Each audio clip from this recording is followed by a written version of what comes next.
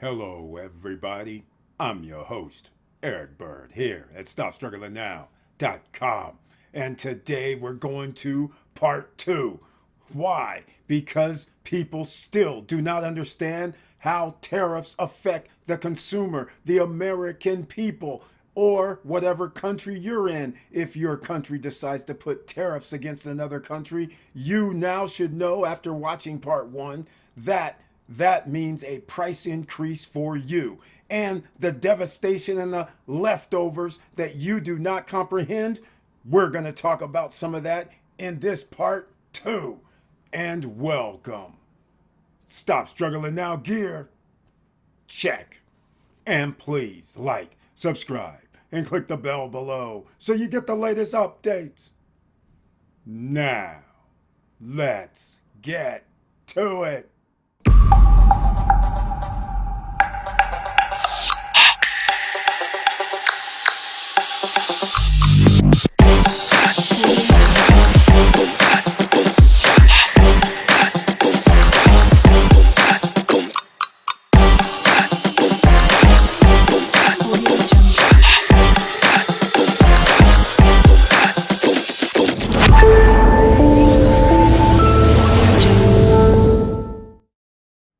All right, welcome back, and thank you so much for being here. We just had to come back, and I'm going to get right into it. I'm going to actually show you what I ended the last video with, or shall I say, the topic at hand. Let's go.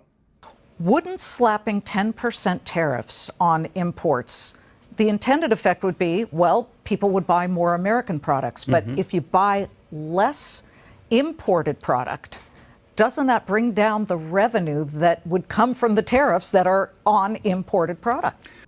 Tariffs, once again. You have to decide how you're going to invest based on knowing what the economy is doing, because there's some valuable information that they give you that you can start making decisions on. Does that mean stock market? Does that mean real estate? Those are the two biggest areas where you can improve your life. Not maybe so quick, but the fastest. You can go from zero to hundreds of thousands of dollars. Now, let's go into what Mr. John Paulson keeps spouting about. He goes on and on about tariffs. And one other thing, I just want to point out that I mentioned this several times, what he's about to talk about here. See if you can find out what that is. But we import somewhere over $3 trillion a year of merchandise goods. So if we put a 10% tariff on average, that would be $300 million, and a 15% tariff would produce $450 billion in revenues. That would go a long way to reducing the deficit. You know what's very interesting is numbers don't lie. Like I've told you many a times, when I used to be in college or high school, and you had to write papers, and then the teacher, professor gives you a grade, and I would get a C plus or a B minus. And I would say, hey, why do I get this grade? They would say, well, because I felt you didn't include this, you didn't include that. And then I would point out to them, yes, I did include what you just said I didn't. So I'm not following your logic, but you're not going to change my grade then to the A that I properly deserve. They would say no. I would say, that's not right. So that's when I said, well then, I guess since we can go with our feelings, our guts, our whatever we want to make up, I guess I should be in the business of mathematics. Because then numbers don't lie. Just like I'm saying here that you can see on the screen, this is the fallout that I've mentioned in part one of what happens when you say in 2017 and then you get Congress in 2018 to implement a tariff. Look what happens in 2019. 595 farm bankruptcies were filed, a 20% increase from 2018. This was the highest number of farm bankruptcies since the early 2010s. I also mentioned this in part one because people were wondering why their food cost increased. So not only do you have to pay more for cost of goods coming from another country. Now you're going to have to pay more for food because a tariff means you now are charging additional cost. And not only that, as a response, as you very well know, China, instead of buying soybeans from the United States farmers, they bought it from Brazil or South American farmers.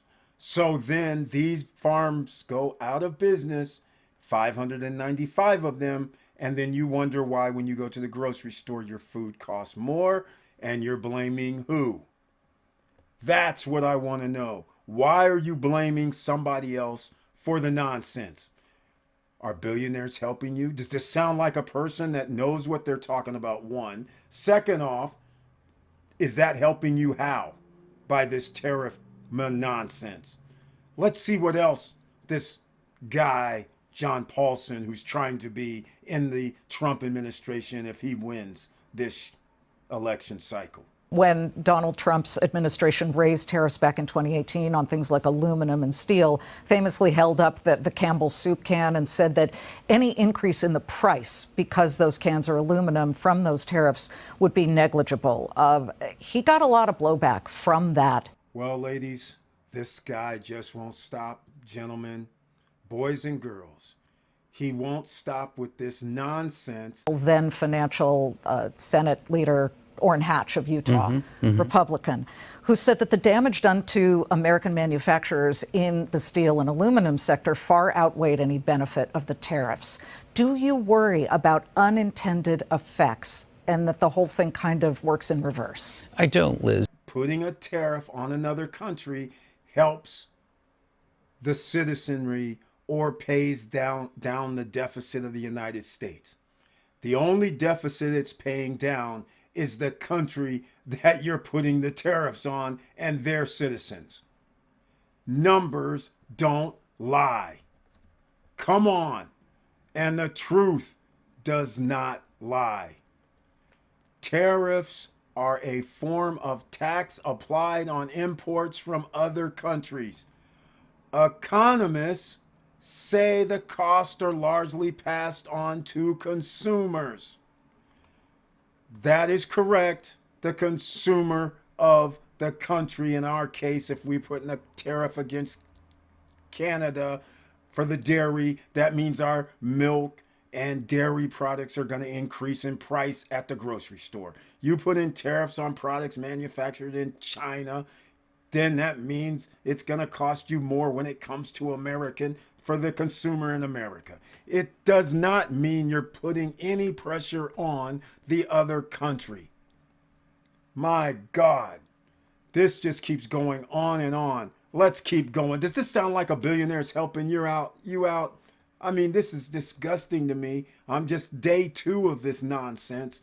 All I can say is, let's see what else they have to talk about here. Liz, you know, we face a $1.2 trillion merchandise trade deficit. We live in a very unfair world where we have almost no barriers, foreigners selling here, and we face lots of tariff and non-tariff barriers exporting abroad. And that's left to devastation in many of the communities across the U.S. Oh my. So your food prices are going to go up. Your dairy prices are going to go up. Your products that are manufactured outside the United States and places like China is going to go up. Now, all of a sudden, you find out that canned food that you're buying, the aluminum products you're buying, the steel products you're buying, the price is going up on that as well because tariffs. Are you not understanding what this man is saying? He's a billionaire. I would be happy too if I'm a billionaire and I control a few companies, or I have stock in aluminum, steel companies potentially, or I would pick and choose which companies I want to invest in, knowing what tariffs are coming, because that means there's going to be potentially more profit for the business in America, or that supply chain, the materials. That wouldn't be such a bad idea to invest in either, would it? But how's that helping the ordinary citizen? Your price is going up at the store. So now anything made with cans and steel and things like that's going to cost you more money. Do you really think this is a good idea? Asking for the citizens of America. Let's see what else they have to say.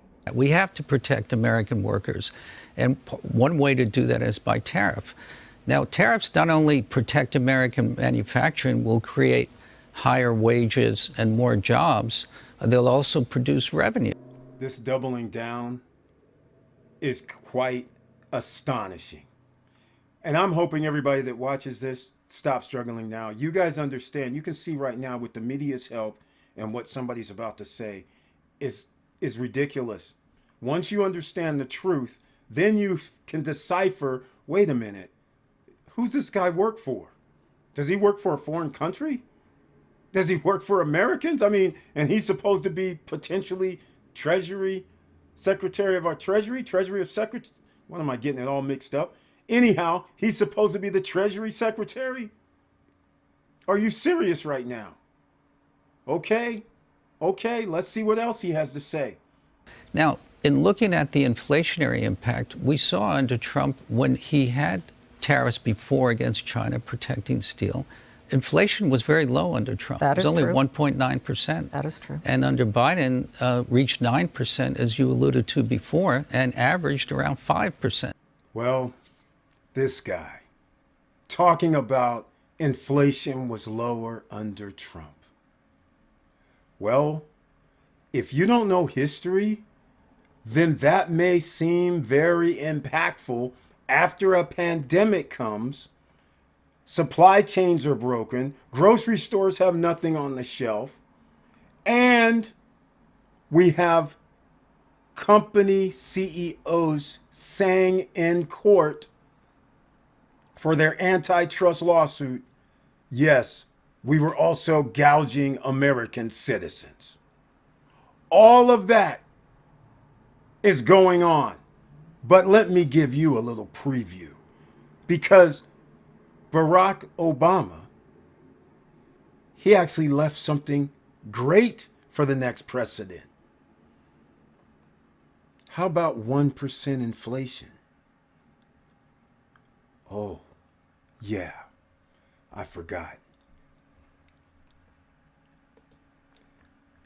There were three big reasons why inflation was low during Trump's presidency: the legacy of the 2008 financial crisis, Federal Reserve actions, and the coronavirus pandemic. Trump entered the White House with inflation already low, largely because of the slow recovery from the Great Recession. Man, talk about coming out of a hole that people have no idea what was going down behind the scenes. And for Barack Obama and his administration, with no help from one of the parties who said we're going to try to make him a one-term president, working against the American people, when financial markets collapsed and millions of people lost their homes to foreclosure, the inflation rate barely averaged more than 1% during Obama's second term as the Fed struggled to push up growth. Still, the economy was expanding without overheating.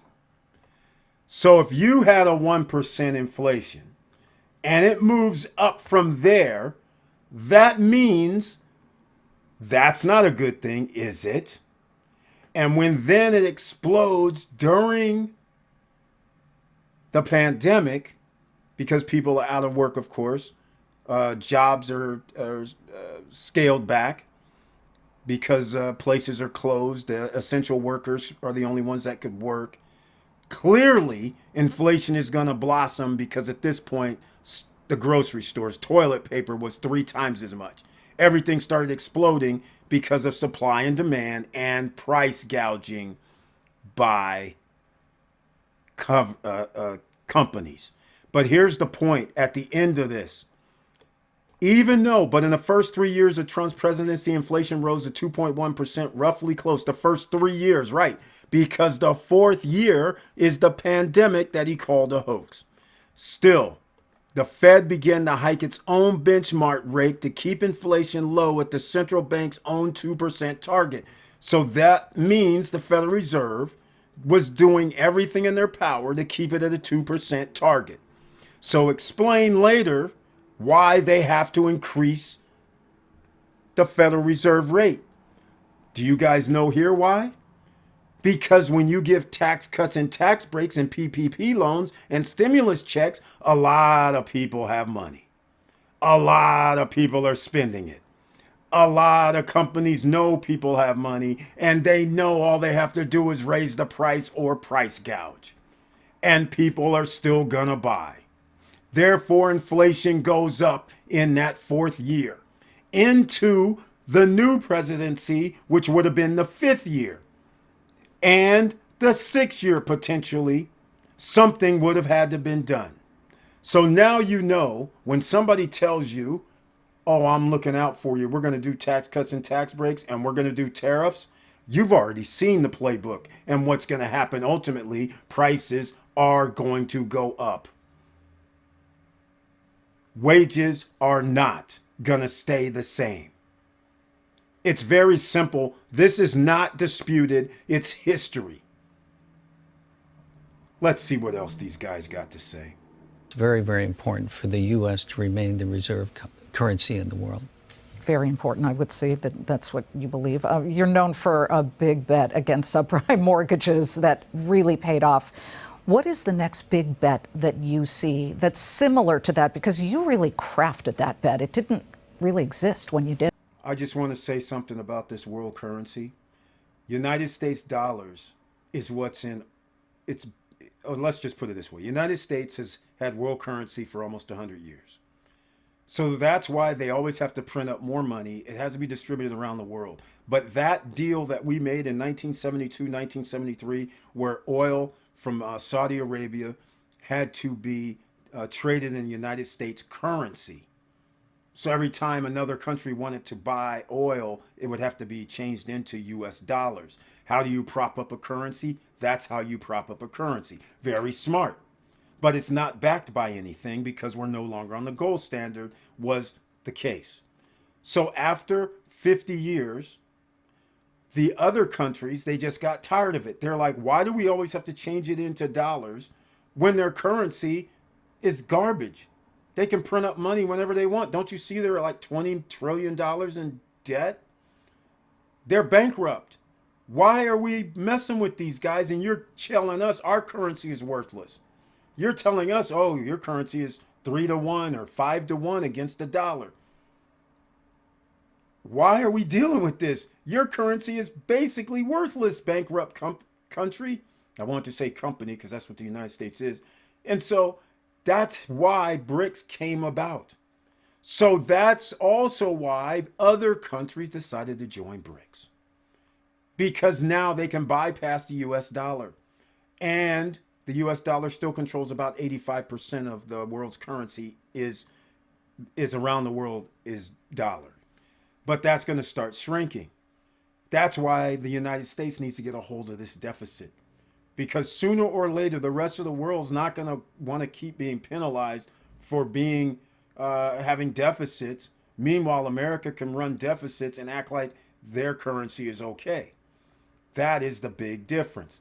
And after Brexit left the EU, people in UK now realize what that was a disaster for, because now your currency stands alone. That's why they actually made the EU currency, the euro. Has more power with more countries. Okay, let's see what else these guys have to say. Barack Obama became president. They pulled their money out of the market.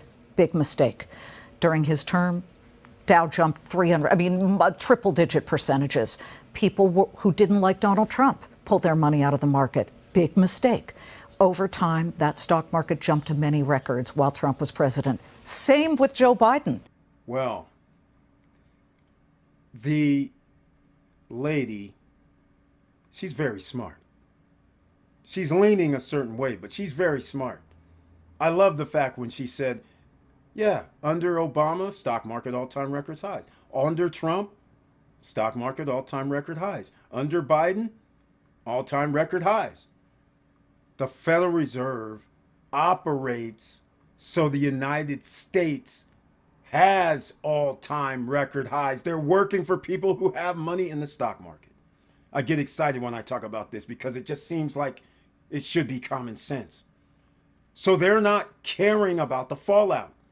They don't care if 70% of the people live paycheck to paycheck, because all it is corporations need to make profit. And now you know what's coming up tomorrow after the part 3 of this video session. We're going to start talking about the real estate, because going along with this is when I used to tell you guys 2, 3, 4 years ago, when I said, let the corporations buy up liabilities, homes. And people were like, no, the prices are going up. You don't have to buy. Oh my. The chickens have to come home to roost, because liabilities, they don't want to pay the insurances. They don't want to pay the property taxes that have increased while they're holding it because no buyers are buying. Now they're saying, oh man, this was a mistake, just like Open Door. Just like Zillow tried the same thing. Now the corporations are saying, oh, we want out. We're not real estate investment trust. Hold on a second. We want out. All right. I'm going to have to end this shortly. This will probably be the last one that we're going to be looking at before I get into part 3. But let's just see what else they have to talk about. Well, Would you pull your money? It depends on the policy. I think if Harris was elected, I would pull my money from the market. I'd go into cash and I'd go into gold, because I think the uncertainty regarding the plans they outlined would create a lot of uncertainty in the markets and likely lower markets. Oh, this is my favorite. It's when the billionaires all go, it's going to be so bad if so-and-so gets elected. Oh my, oh, I'm going to cash out. Ladies and gentlemen, once again, the top 10% own 93% of the stock market. Do you really think they're going to cash out in their own casino when it's rigged for them? What is this nonsense? Just like when I said 3, 4 years ago that I want corporations to buy homes, now it's coming home to roost. I want this guy, Paulson, cash out now. Hurry up before Kamala Harris becomes president potentially. I want to see it. But, except for but, this company, I think it's going to be like, oh yeah. You see these guys, man, clowns. They're rich clowns, but they're clowns. They can talk like this because they have no repercussion, because they have enough money for their family for 100+ years. You don't. But the real deal is, are they talking for you or for them? Because he knows if one person gets elected, tax cuts, tax breaks for the rich is back on. Which now means you have a higher tax bill because you're going to be paying their fair share. Versus the other side, woo, it's scary. They're talking about unrealized capital gains tax on my hundreds of millions of dollars that I'm holding. You alluded to the tax on unrealized gains. If they do implement a 25% tax on unrealized gains, that would cause mass selling of almost everything: stocks, bonds, homes, art. I think it would result in a crash in the markets and a immediate, a pretty quick recession. Yeah, I'd be a little afraid too, but you know, less than 10,000 people actually have that kind of money sitting around. $100 million, not net worth, $100 million of homes sitting around. You have to have $100 million in a brokerage account or more for this to count. That's less than 9,000 people in America that could this even apply to. Yeah, I'd be worried too. But actually, it looks like there's not going to be a part 3, because we're going to end it with Mr. Paulson right here, right now, after you hear what he has to say for this. Would sell the equities you own. The ones that are liquid, yes. Yes. Like there's Madrigal Pharmaceuticals that you really like. You've added, according to your 13F filing, to a name like that. So you would go to cash and gold. Well, Madrigal, I believe, is a takeover target. So, Where are you going from here? What's next for you? well, I'm still very active in our business and the portfolio we're managing. So, I work every day. So we're pretty excited about the markets. Well, you wouldn't be where you are if you didn't work every day. John Paulson, great to have you. Please come back. Thank you, Liz. Really appreciate it. I just wanted to put that in there because I told you guys a long time ago, long-time listeners, and if you're a new subscriber or member, I've been saying this forever. Billionaires still work. Their empires can crumble at any time. Sure, there's only around 2,700 billionaires on the planet out of 8 billion people. But remember, they all control 70% of the wealth in the world. All it takes is for you to be slipping and some backdoor deal from another billionaire, like a shark, takes out your business. And once you have billions, you damn sure don't like to have a few million. Your lifestyle is totally different. So with all that said, let me know what you think down below. And please like, subscribe, and click the bell below so you get the latest updates. And I know it's hard out here. And that's why we have to get you on point. You have to understand the playing field. It's not as simple as just saying, well, I put money in a 401k. Well, I have money in a business and I'm making money now. Shows you, I hope, that you have to pay attention to your investments. You might have to tweak them from time to time. You just can't keep staying with the same old company sometime, or sometimes you can. But at least you have to stay up on the information to maximize your profits and minimize your losses. And again, one of my favorite subscribers, Gino Shimiente, used to say, just give me my 25 to 30%.